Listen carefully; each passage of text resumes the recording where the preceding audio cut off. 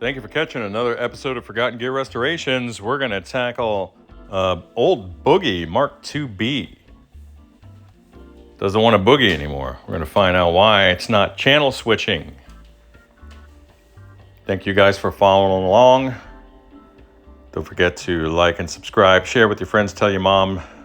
Tell your dad. Tell everybody what's happening. I hope this finds you guys well.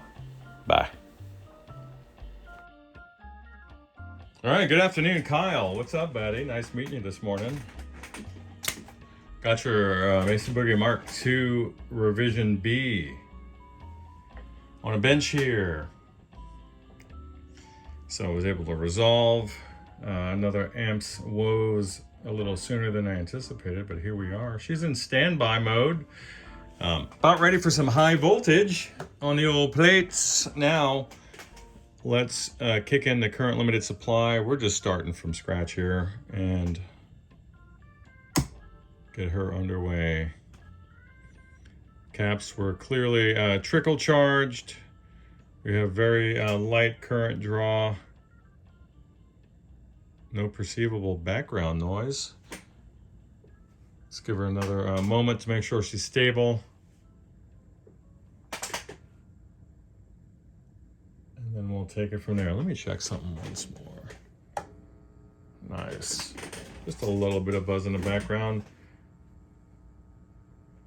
All right. So let's take volume 1. There we go. I'm running a sine wave there.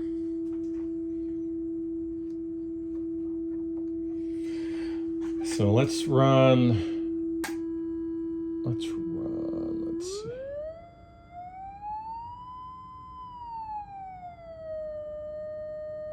600, let's go 600 hertz. We'll do a triangle wave for the harmonics so we can see what the tone controls are doing. We'll get the master up. Treble.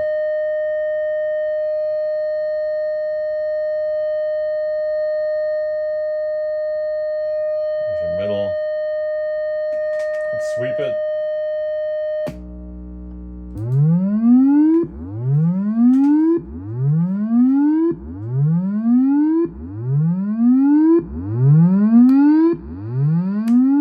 Right's working.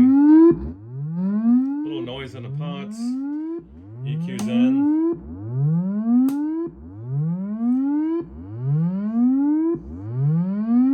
Your sliders, as you said, are sheared off, but they're functional and they're operating smoothly and quietly.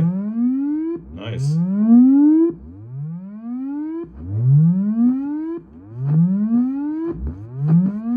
A little bit of noise in the 80 hertz.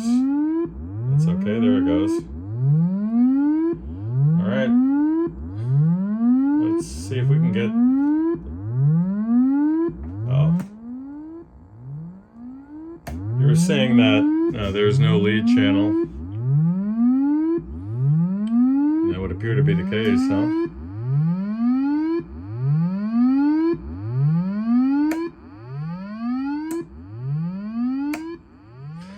So we can see the boost is working for the normal channel.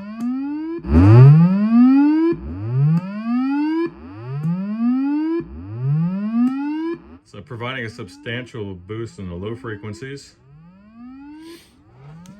All right, and then let's try the lead drive once more, and then obviously the master is down. I'm getting some pretty hard buzz there.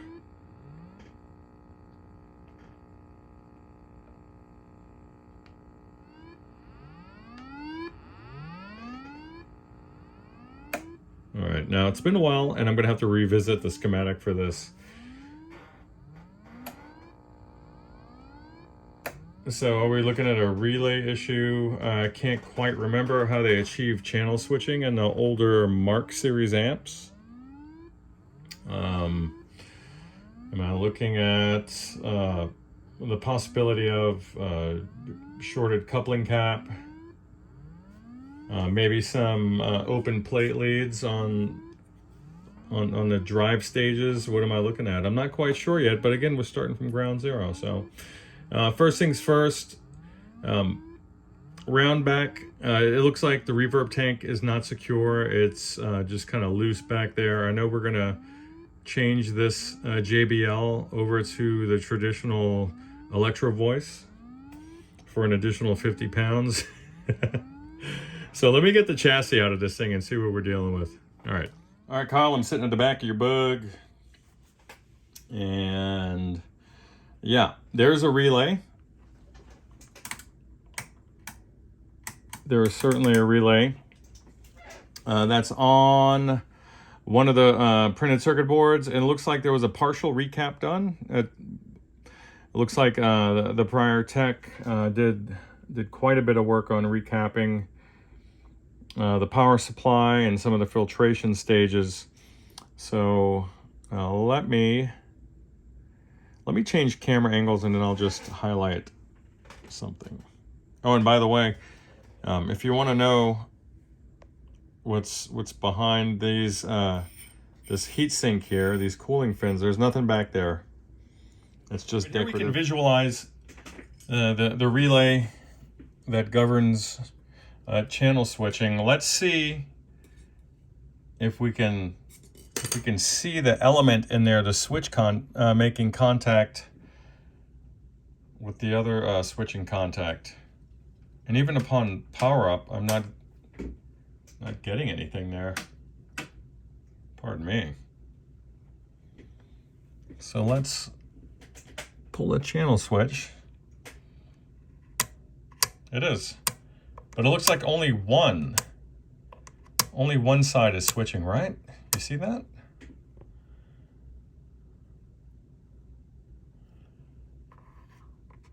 I mean, are both supposed to? I don't know. And I can see them, actually. There's a large element on the bottom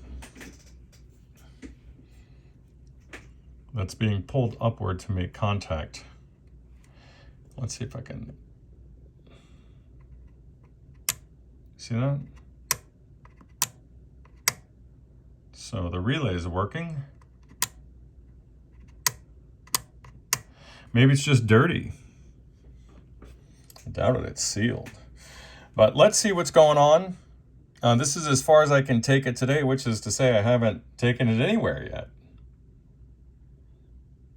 So let's see what we can do. Maybe I'll inject a signal there and then see if it's coming out the other side.